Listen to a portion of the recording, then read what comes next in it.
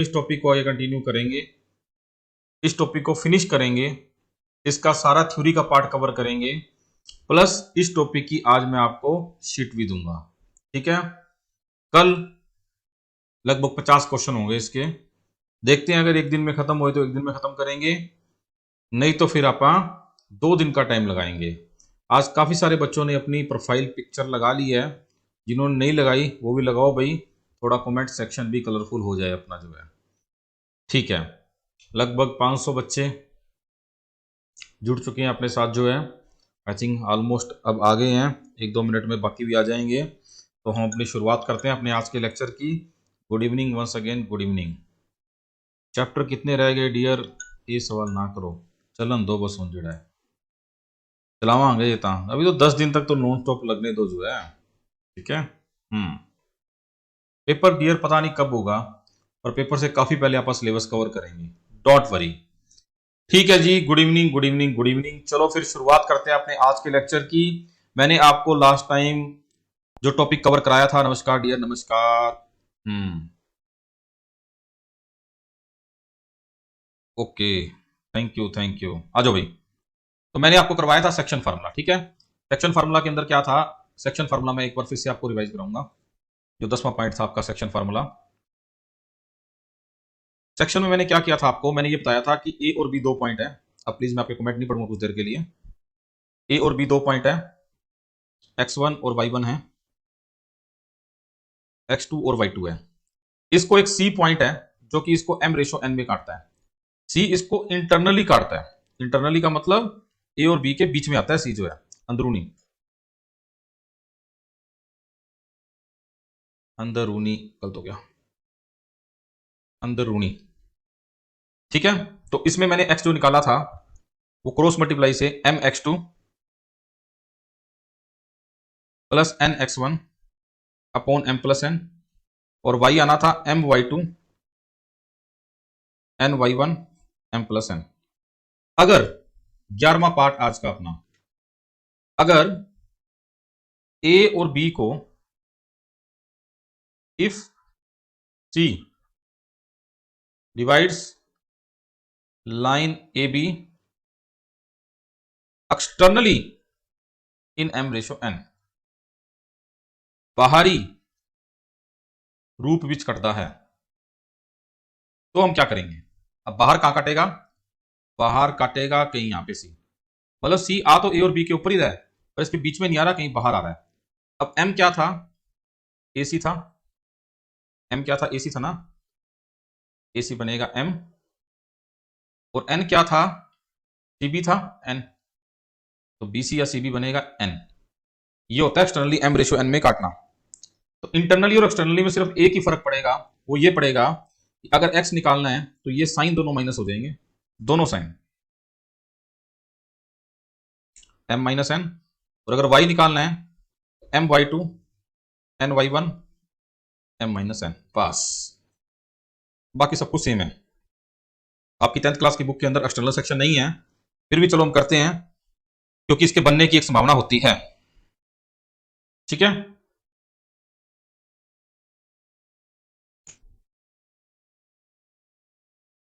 ठीक है, बस कुछ नहीं किया, साइन प्लस था माइनस कर दिया एक्सटर्नली, और कुछ भी नहीं किया मैंने इसके अंदर जो है, प्लस साइन को सिर्फ माइनस किया, मैंने कुछ भी नहीं किया।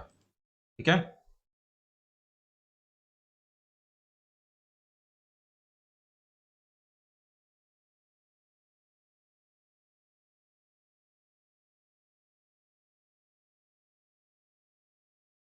चलो जी, क्वेश्चन आज मिलेंगे आपको डियर, क्वेश्चनों की टेंशन ना लिया करो, हर टॉपिक के बाद क्वेश्चन मिलते हैं आपको, तो इतना ना कंफ्यूज होया करो। कल मैंने आपको सेक्शन फार्मूला करा दिया था। ठीक है, आ जाओ नेक्स्ट आ जाओ, 12वां पॉइंट लिखो, इसको रिपीट करने की जरूरत नहीं है जो है। अब आ जाओ असली पॉइंट के ऊपर अपने, मिड पॉइंट मध्य बिंदु, मिड पॉइंट मध्य बिंदु। अगर आपको एक लाइन ए बी गिवन है, ए और B, x1 y1 x2 y2, सी उसका मिड पॉइंट है, मध्य बिंदु है,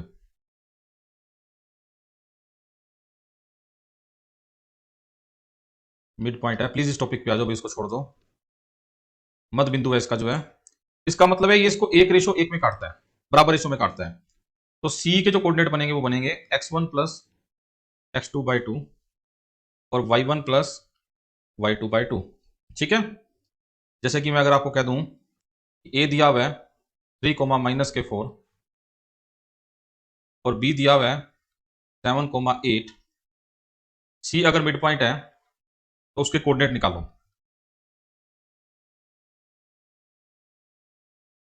ठीक है, सी अगर मिड पॉइंट है तो उसको कोऑर्डिनेट निकालो। इसमें क्या होगा, x1 plus x2/2, y1 plus y2/2, 10/2, 4/2, 5,2 आपका सी आ गया and that is the right answer. मतलब ये बनेगा 5,2। ठीक, बिल्कुल सही है। इस मिड पॉइंट के बेस है ना, एक बड़ा अच्छा क्वेश्चन बनता है, देखो बड़ा ही अच्छा क्वेश्चन बनता है। 13वां पार्ट में बताता हूं आपको, फटाफट इसको नोट करो। मिड पॉइंट के बेस एक बहुत बढ़िया क्वेश्चन बनता है। ठीक है, आज तो खूब सारी फोटो लगी है आपकी, चलो खुशी है मुझे इस बात की। 13वें पार्ट पे आ जाऊं, अगर वो नोट कर लिया तो आपने। अगर मैं कह दूंगा आपको ए बी द मध्य बिंदु -3,8 है ता एक्स वाई का मान पता करो।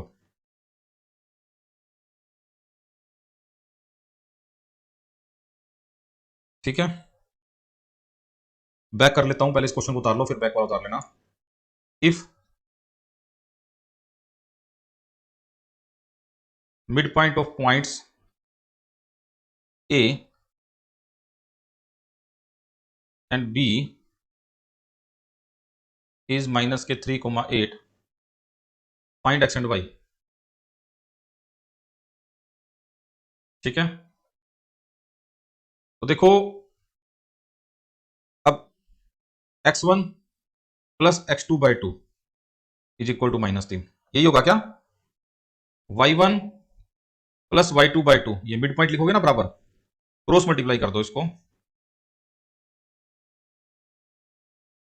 x -9 16, y is equal to 10। x की वैल्यू -9, वेरी गुड, और y की वैल्यू प्लस के 10, ये दोनों आपके राइट आंसर हैं, x और y आगे। ठीक है, इसी लॉजिक के बेस से क्वेश्चन बनता है हमारा, इसी लॉजिक के बेस। पहले आप इसको नोट कर लो फिर हम आगे चलेंगे।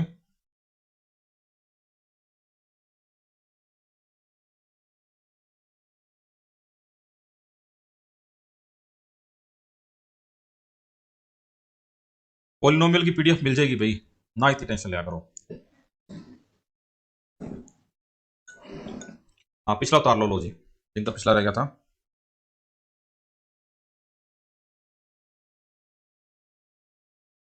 इक्वल टू सी नहीं होगा डियर, देखो मिड पॉइंट जो होता है ना, mid point equal to mid point होगा, हाँ जो भी होगा वो एबीसी जो भी होगा। ठीक है, अब यहाँ पे क्या था इस केस के अंदर, इस केस के अंदर था कि आपको ए का और बी का मिड पॉइंट गिवन था ना, तो 3+x इसलिए लगाया मैंने, 6+y लगाया मैंने इसलिए। ठीक है, ठीक है, ठीक है, आगे चलते हैं आप।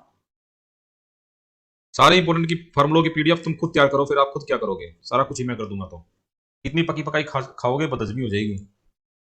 14th पॉइंट पे आ जाओ फटाफट। एक सर्कल जो होता है, सर्कल एक चक्कर बनाता हूं मैं, एक चक्कर का सेंटर ओ होता है और ए और बी इसका डायगोनल है, डायगोनल नहीं डायमीटर, व्यास। ये ओ इसका जो है इट इज द सेंटर, केंद्र, और ये जो ओ होता है it is mid point of line A B, है ना। तो वही कंसेप्ट बन गया, रेखा ए बी दा केंद्र बिंदु होता है। तो आपके पेपर में ना सर्कल सर्कल नहीं बना के देगा आपको, आपके पेपर में ना क्वेश्चन दे देगा आपको, जो है आपको कहेगा कि एक चक्कर दे, व्यास दे, शिखर बिंदु माइनस के 3,6 अते 7,-10 हन ता चक्कर दा पहला पार्ट केंद्र पता करो, दूजा पार्ट अर्ध व्यास दी लंबाई पता करो। ये 2 क्वेश्चन बन सकते हैं आपके पेपर के अंदर, दोनों में से कोई भी एक पता बन जाएगा। इंग्लिश में भी लिख लो क्वेश्चन जो है, if the coordinate of and points of diameter of a circle are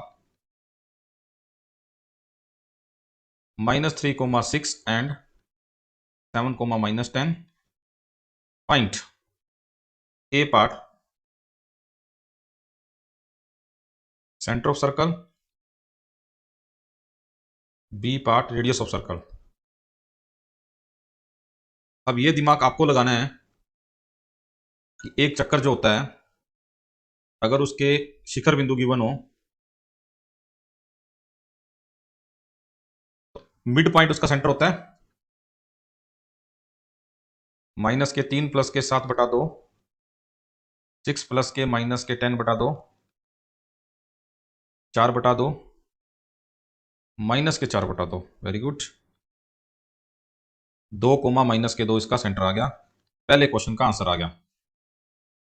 दूसरा क्वेश्चन, अगर ये ए है ये बी है, ये सारा डायमीटर होता है ना, तो जो ए बी की लेंथ बनेगी वो y2 - y1 का होल स्क्वायर, x2 - x1 का whole square under the root 10 का स्क्वायर 16 का स्क्वायर अंडर द रूट। तो ये तो 100 + 256 356 का रूट बनेगा डायामीटर, रेडियस इसका हाफ बनेगा। व्यास जो है अर्धव्यास, अर्धव्यास इसका हाफ बनेगा 356 का रूट बटा 2। ये 2 कॉमन आ जाएगा ऊपर से, अगर आप ध्यान से देखो तो 4 निकल जाएगा, 8 चौका 32, 2 36, 9 चौका 36। ठीक है, बी पॉइंट में आपने रेडियस निकालना था। ये लंबाई तो आपकी डायामीटर होती है ना, व्यास होती है, तो ये लंबाई तो आ गई आपकी 356, ये डिस्टेंस फार्मूला लगा करके, और इसका आधा बनेगा आपका रेडियस। ओ ए ओ भी निकाल सकते हो, एक ही बात है, कोई दिक्कत नहीं है। अगर पेपर में ये क्वेश्चन आया तब भी ट्रेड करना पड़ेगा। अगर रेडियस निकालने के लिए आया, सिर्फ रेडियस ही पूछेगा आपसे, तो सेंटर किस लिए निकालना है, डायमीटर निकाल के हाफ कर देना। ठीक है, इस तरह से। रूट 89 कैसे है डियर, इसको सोल्व कर लो ना। ये रूट 356 जो होता है, ये 2√89/2 होता है, 2 बार निकल जाएगा, 2 से 2 कट जाएगा तो 89 आंसर आएगा आपका। ठीक है, डिस्टेंस फार्मूला कल बताया था मैंने आपको, आज नहीं बताऊंगा।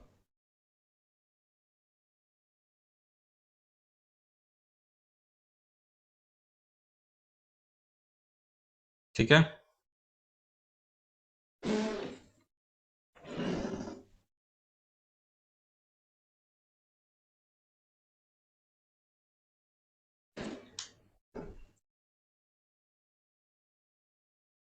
एग्जाम की डेट का कोई नोटिफिकेशन नहीं है अभी जो है, कहां पे आई है बताओ मुझे, मुझे कहीं कोई डेट नजर नहीं आ रही है।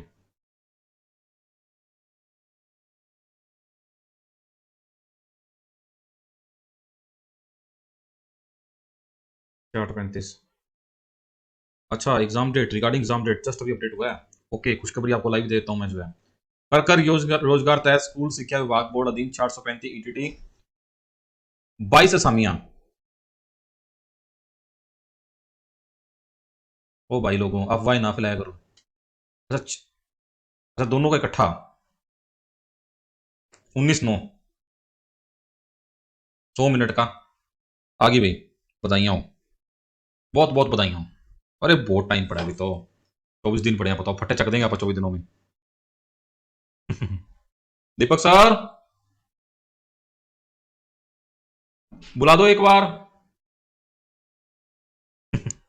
19 तारीख 9वां महीना, दिन एतवार, एग्जाम डेट आपकी आ गई है पहली 435 की, 22 पोस्टें नहीं है।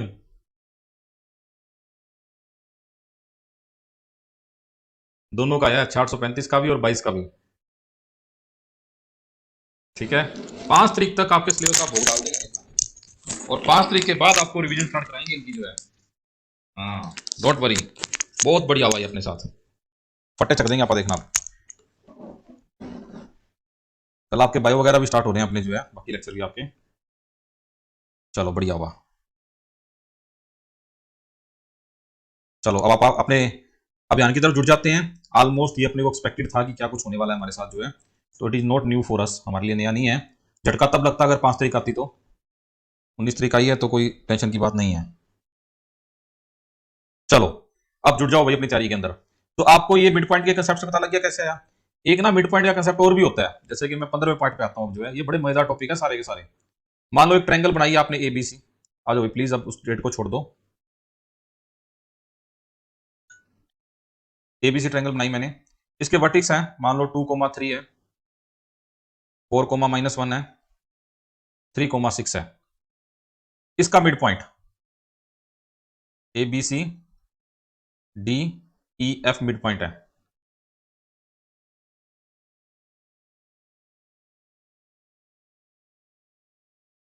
ये मिड पॉइंट्स आपके, ठीक है।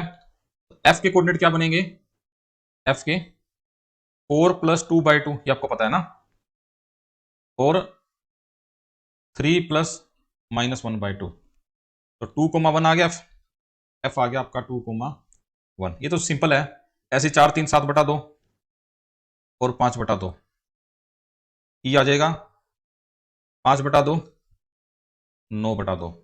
बट अगर इसका उलट गिवन हो, मेरे को ट्रायंगल गिवन हो, एबीसी गिवन हो, मिड पॉइंट गिवन हो, 3 आएगा, कहां पे 3 आएगा, 4, 2, 6, 3 आएगा क्या, 3, लो ठीक है, बाकी ठीक है ना। तो एफ है 3,1, ई है 5/2, 9/2, और डी है 7/2, 5/2। अगर निकालना है ए, अगल बगल गवांड, अगल बगल को जोड़ो और सामने वाले को माइनस कर दो, ये बनेगा 3 प्लस माइनस के 2/2, 3 माइनस के 1 कितना आ गया, 2, यह आपका एक्स, ये देखो ए का एक्स आ गया 2, ये निकाला एक्स। वाई निकालना है ए का, अगल बगल को जोड़ो, 1 + 9/2, चलो चल रहा हूं देखो, माइनस सामने वाला 5/2, 1 + 4/2, 3, 2,3, और जरा ध्यान से देखो 2,3 ही था। रिपीट करूंगा मैं आपको फंडा, पहले इसको चिप लो आप जो है, रिपीट करूंगा, पहले उतार लो इसको। मैं क्या कर रहा हूं, मेरे को मिड पॉइंट गिवन है और मैं एबीसी निकालने हैं। मिड पॉइंट डीईएफ गिवन है और आपने फाइंड करना है एबीसी वर्टेक्स, ये चीज है। रिपीट कर देता हूं मैं आपको, पहले इसको नोट कर लो, नीचे कर देता हूं लो,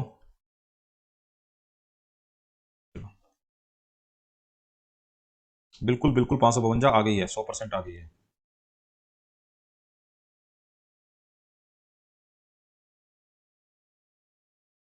ये देखो एक स्टूडेंट कहता है सर कुछ पता तो दिया करो, आप लिखे ही जा रहे हो। आई थिंक इसने आवाज बंद कर रखी है जो है।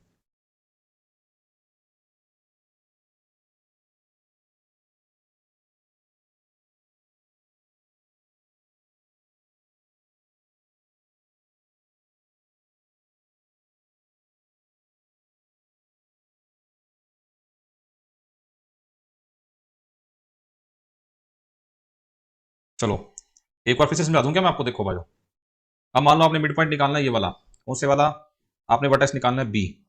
अगर बी निकालना है ना, तो अगर मान लो बी का एक्स निकालना है आपने, तो एक्स कैसे निकलेगा, इन दोनों को जोड़ो, इन दोनों को, एक्स को, इसके जो अगल बगल वाले हैं, और जो इसके सामने हैं कौन है, ये घटा दो, बस ये एक्स आ गया। 7/2 माइनस के 5/2, 2/2 1 होता है तो 4 आ गया इसका x। ऐसे ही y निकालना है, ये आपने x निकाला, ठीक है। अगर y निकालना है तो इनको जोड़ो, 1 + 5/2 और सामने वाला y घटा दो। अब समझ लग गया क्या आपको? तो 1 -4/2 -2 -1, तो ये बन गया 4, -1। चेक करो ऊपर वाला यही है क्या? ओ नो, बी निकाला था क्या? सही है, 4, -1 बी निकाला था। इसी तरह से आपका सी आ जाएगा। दैट्स इट, ठीक है। कंसेप्ट को बताने की जरूरत नहीं है डियर, इसको जो है इसका लॉजिक यहां से बनता है। आप इसको x1 x2 लो, इसको y1 y2 लो, इसको z1 z2 लो, उसके बाद x1 + x2/2 ये बनेगा, y1 + y2/2 ये बनेगा, z1 + z2/2 ये बनेगा। उन तीनों इक्वेशन को साइमल्टेनियसली सोल्व करोगे तब आपके x1 y1 z1 जो आएंगे उसका ये लॉजिक बनेगा, ठीक है। तो लॉजिक में जाने की जरूरत नहीं है, इसका रिजल्ट याद करो, कहीं भी जरूरत नहीं पड़ेगी आपको इसके लॉजिक की। जितना का रिक्वायर्ड है मैं आपको करवा रहा हूं, ठीक है।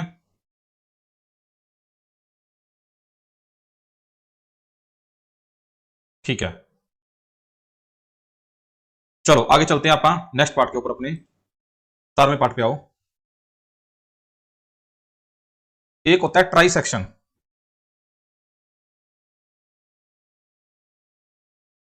तीन भागा विच बराबर विभाजन। कैसे होता है देखो, आपको एक ए पॉइंट दिया है, आपको एक बी पॉइंट दिया है। ट्राई सेक्शन का मतलब होता है इस लाइन को 3 बराबर भागों में बांटना। मतलब अगर ये भाग ए है तो ये भी ए है और ये भी ए है।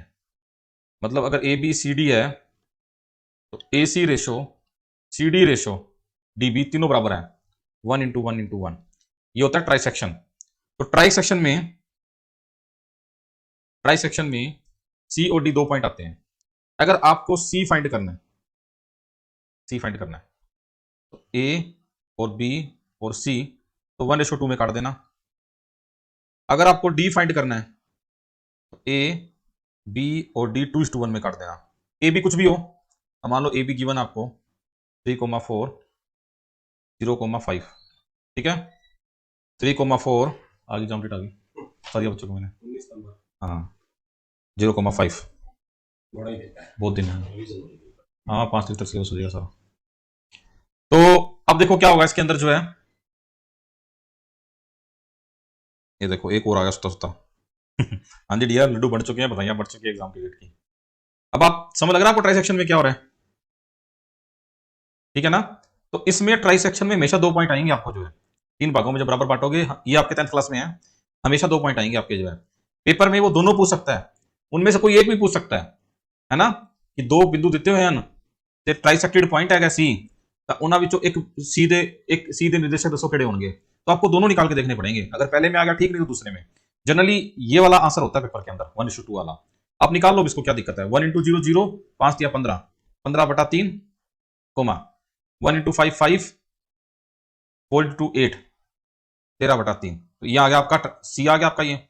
अगर डी निकालना है चेक कर लेना सही है क्या, 0 + 3 3/3 1 और 10 + 4 14/3। देखो मेरे अकॉर्डिंग तो यहां आंसर आ रहा है, चेक कर लो आप, 5,13/3 और 1,14/3। बस 15/3 आ रहा है क्या, 15 क्यों आ रहा है भाई, 5 और 8 13 ही होगा, ठीक है ना। देखो सी जो है ये 1 है और ये 2 है सारा, तो 1:2 में बट गया। डी जो है ये 2 है और ये 1 है, तो 2:1 में बट गया। तो अब क्या दिक्कत है, ए गिवन है, बी गिवन है, 1:2 गिवन है, तो सेक्शन फॉर्मूला लगाना था क्या। तो 3 आएगा, ये 5 ही तो आएगा भाई। 15/3 भी ठीक है, 0 और अच्छा 6, अच्छा यहाँ पे गड़बड़ होगी एक्स निकालते वक्त, 0 और 6/3 2 आएगा क्या, 0 क्रॉस मल्टीप्लाई होता है और 6/3 2 आ जाएगा, ठीक है। चलो जी समझ लग गया आपको ये ट्राइसेक्शन का फार्मूला। तो ये होता है हमारा ट्राइसेक्शन त्रिविभाजिक। वैसे तो ये वर्ड यूज होता नहीं है त्रिविभाजिक, पर यूज कर सकता हूं मैं, त्रिवर्ड पंजाबी में आता है, इसको 3 बराबर भागों में लिखा जाता है, ठीक है। इसमें क्या दिक्कत होगी आपको, एक लाइन को 3 बराबर भागों में बांटना आपने, ठीक है। ये वाला भाग देखो, मैं बताता हूं दोबारा से, ये वाला भाग, ये वाला भाग और ये वाला भाग तीनों बराबर हैं। अगर ये एक है तो ये भी एक है और ये भी एक है, तो इसमें 2 पॉइंट आएंगे जो इसको 3 बराबर भागों में बांटेंगे। एक पॉइंट सी आएगा, एक पॉइंट डी आएगा। अब जो सी पॉइंट है वो ये 1 है और ये 2 है, तो 1:2 में आ गया। जो डी पॉइंट है 1 और 1 2 है, तो ये 1 है, तो 2:1 में आ गया। सी भी ट्राइसेक्ट करता है और डी भी ट्राइसेक्ट करता है, दोनों ट्राइसेक्शन के पॉइंट हैं। पेपर में आपसे ये भी पूछ सकता है, ये भी पूछ सकता है, या दोनों पूछ सकते हैं, कोई दिक्कत नहीं है, ठीक। चलो जी, ए और बी तो दिए ही होंगे, बस आपको ए और बी दिए होंगे, बाकी ट्राइसेक्शन होगा। मिड पॉइंट में a+b/2 होता है, या 1:2 और 2:1 लगाना आपने जो है, दैट्स इट। चलो जी, इस जगह तो क्या ही समझोगे आप, टेंशन हो जाएगी फिर।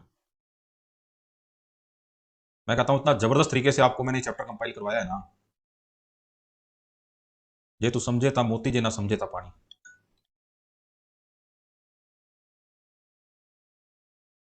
चलो आगे चलते हैं आप 18वें पार्ट के ऊपर अपने।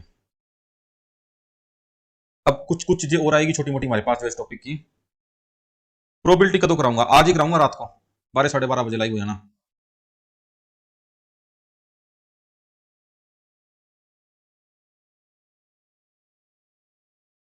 बिंदु 5, -6,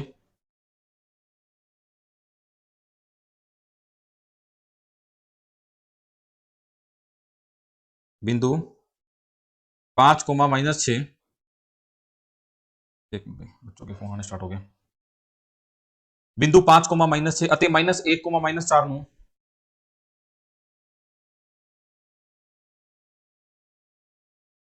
-1, -4 ਨੂੰ मिलाउन वाले रेखाखंड, मिलाउन वाली, अच्छा क्वेश्चन है, रेखाखंड ਨੂੰ y ਧੁਰੀ किस अनुपात विच वंडेगी, किस अनुपात विच वंडेगी। This is a good question. In what ratio y axis cuts the line joining, the line joining 5, -6 and -1, -4।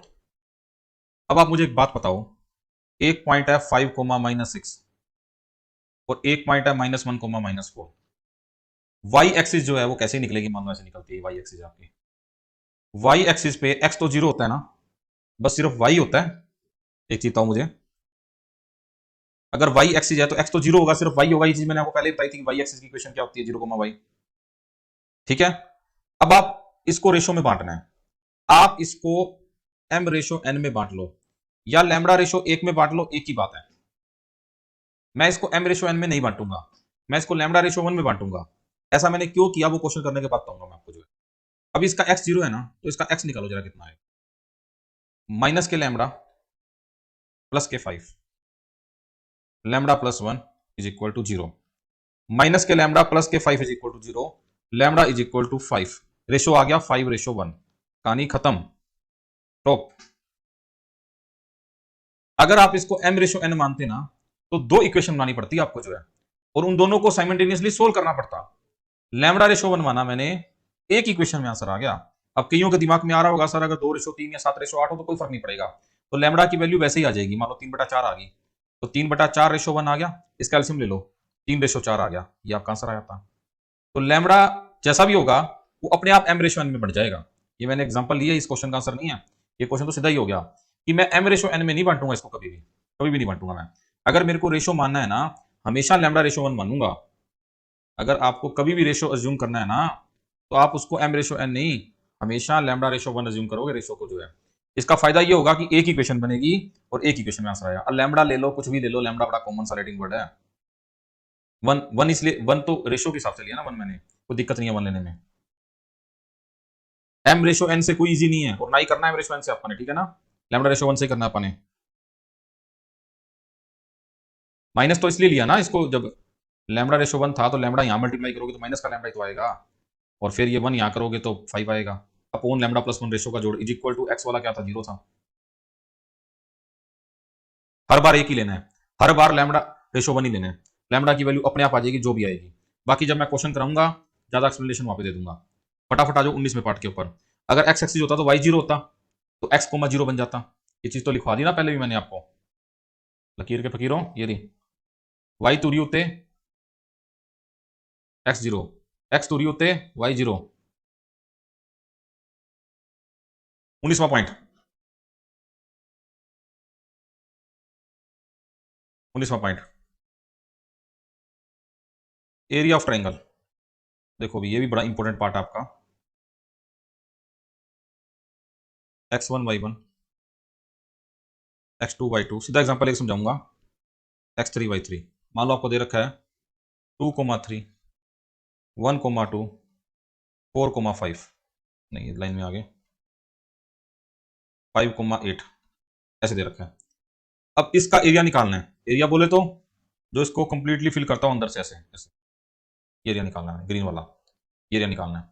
अब ये एरिया कैसे निकलेगा, इसमें एक फार्मूला बनता है देखो एरिया का, ध्यान से समझ लो। पहले हाफ मॉडुलस, पहले आएगा पहला पॉइंट 2,3, फिर कोई भी दूसरा पॉइंट ले लो, फिर तीसरा पॉइंट ले लो, और फिर इस पॉइंट को दोबारा से ले लो, जो पहले लिखा है वो लास्ट में आ जाएगा, और मॉडुलस को बंद कर दो।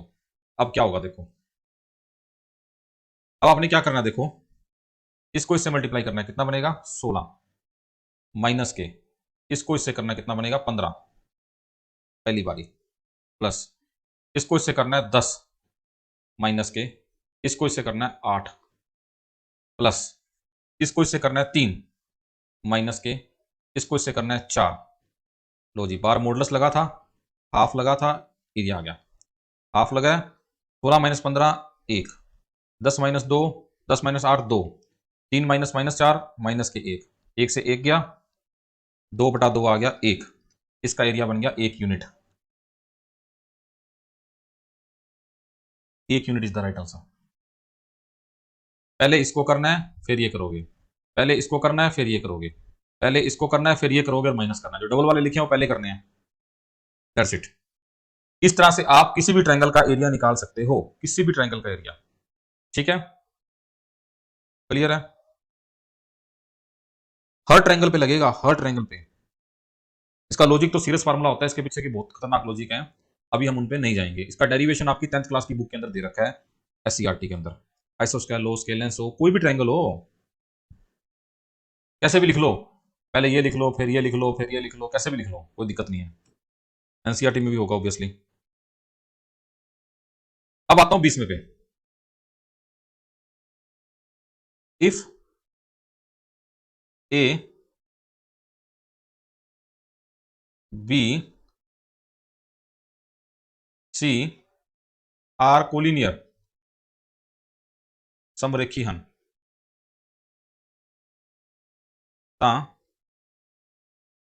एरिया ऑफ ट्रायंगल एबीसी 0 होगा। ये बात सही है? एक ही रेखा में है तो ये ट्रायंगल तो बनी नहीं, तो ये हाफ सारा 0 हो जाएगा, मतलब ये सारा 0 हो जाएगा, ये जो एरिया होगा। जैसे कि आपको कह दिया अगर कि 2,3 P,6 -1,4 एक रेखा विछन ता P दा मान पता करो, तो कोई दिक्कत नहीं मेरे को भाई, P का पूरा मान समान निकालेंगे आप अगर एक रेखा में है तो, क्योंकि इसका एरिया क्या होना है 0 होना है। पहले कोई भी एक पॉइंट लिख लो, फिर दूसरा पॉइंट लिख लो, फिर तीसरा पॉइंट लिख लो, और पहले वाला लिख लो, और इसका एरिया क्या कर देना, सारा 0 करना है। 12 माइनस के 3P, साइन का दिमाग रखना बस, जो है बाकी गलत ना करना। 4P माइनस माइनस प्लस 6 क्यों हुआ पता लग गया, माइनस के 3 माइनस के 8 माइनस के 3 माइनस के 8, इस सारे का मॉडुलस 0 होना चाहिए जो है सामने। ये तो 12 माइनस 3P है, 4P प्लस के 6 है, और माइनस के 11 इज इक्वल टू 0 होना चाहिए। 3P 4P सिर्फ P है, 12 6 18 है, 18 माइनस के 11 है, 18 माइनस के 11 है, 18 में से 11 जाएंगे 7 बचेंगे, P की वैल्यू माइनस के 7 आएगी। चेक कर लो सही है कि गलत है। इंग्लिश में लिख लो क्वेश्चन, एक ही चीज इंग्लिश में लिखी उसमें दिक्कत। 2,3 बड़े तगड़े अंग्रेज हो, P,6 -1,4 आर कोलिनियर, ऊपर लिखी होती मैंने, फाइंड पी।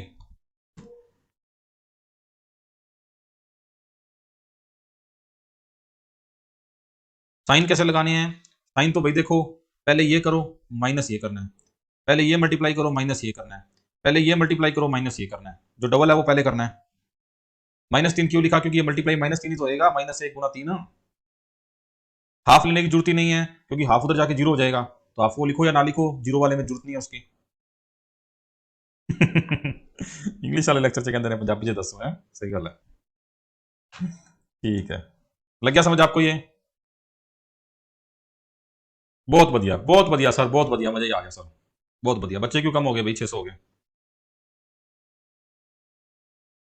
चाह मंगाओ नहीं, रोटी मंगाओ, उनका रोटी का टाइम हो गया। ऊपर कुछ नहीं है, ऊपर क्या है, ऊपर छोड़ो। ठीक है, आपने खा ली, मैंने तो नहीं खाई ना। रोटी खाने का टाइम कहाँ है आजकल? अब तो तुम्हारा पेपर और निकल गया, अब तो पानी भी छूट जाएगा हमारा। चलो अभी खत्म नहीं हुआ भाई, भागना जाना कहीं। ठीक है, आ जाओ। चलो जी, अगले पार्ट में मूव करते हैं आप। लो भाई ऊपर वालों, ऊपर देख लो।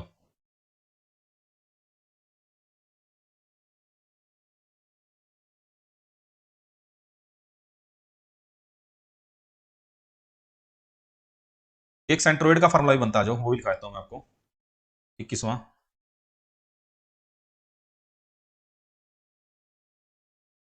सेंट्रोइड ऑफ ए ट्रायंगल, त्रिभुज का केंद्रक।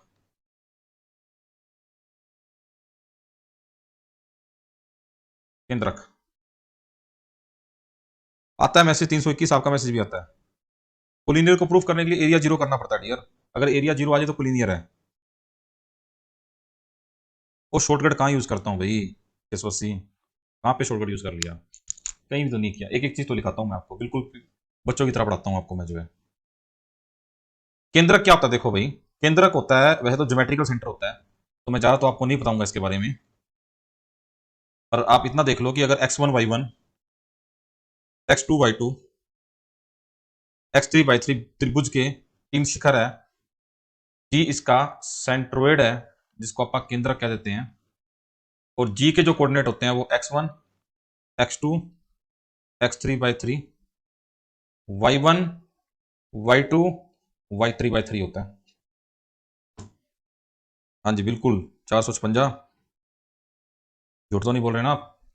x1 plus x2 plus x3 y3 y1 plus y2 plus y3 ये इसका क्या होता है? सेंट्रोइड होता है, केंद्रक होता है। शीट में आपको सारों को भेजता हूं, आपको पंजाबी पंजाबी हिंदी हिंदी वाली जितनी भी शीट्स है सारी दोबारा से भेजता हूं आज मैं आपको जो है। ठीक है, सही है। और इसकी भी भेज देता हूं आपको भी कभी शीट जो है, इंग्लिश हिंदी दोनों मीडियम के अंदर। ये खत्म हो गया टॉपिक अपना, अपने आप ही बस हो गया जिसकी। ओके, 50 मिनट ही हुए हैं आज अपने लेक्चर को भी ऑलमोस्ट। पंजाबी वाली भी भेज रहा हूँ, हिंदी वाली भी भेज रहा हूँ, मैथ वाली भी भेज रहा हूँ, सब भेज रहा हूँ आपको आज जो है। अभी भेज रहा हूँ आपको 5 मिनट के अंदर अंदर। पहले कुछ सिलेबस तो कर लो, फिर मॉक टेस्ट करेंगे आप। तो 2/2 -3 -8 -3 -8, इस सारे का मॉडुलस जीरो होना चाहिए जो है सामने। ये तो 12 - 3p है, 4p प्लस के 6 है, और माइनस के 11 इज इक्वल टू 0 होना चाहिए। 3p 4p सिर्फ p है, 12 6 18 है, 18 माइनस के 11 है, 18 माइनस के 11 है, 18 में से 11 जाएंगे 7 बचेंगे, p की वैल्यू माइनस के 7 आएगी। चेक कर लो सही है कि गलत है। इंग्लिश में लिख लो क्वेश्चन, एक ही चीज इंग्लिश में लिखी उसमें दिक्कत। 2,3 बड़े तकड़े अंग्रेज हो। p,6 -1,4 आर कोलिनियर, ऊपर लिखी होती मैंने, फाइंड p।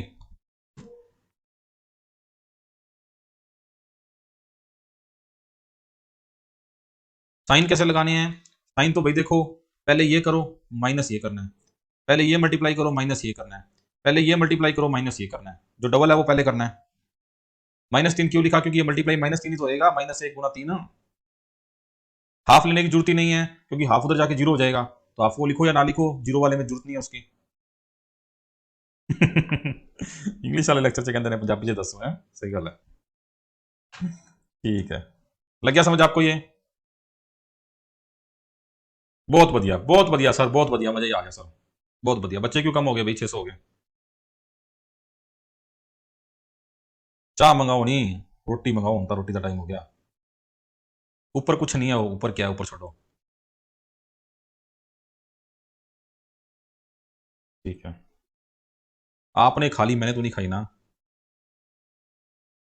रोटी खाने का टाइम कहाँ है आजकल, अब तो तुम्हारा पेपर और निकल गया, अब तो पानी भी छूट जाएगा हमारा।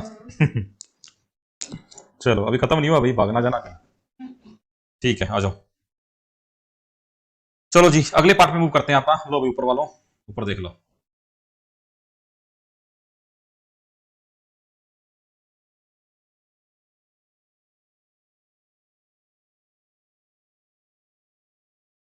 एक सेंट्रोइड का फार्मूला भी बनता है जो, वो भी लिखाता हूँ मैं आपको।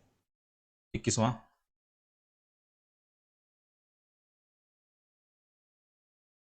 सेंट्रोइड ऑफ ए ट्रायंगल, त्रिभुज का केंद्रक।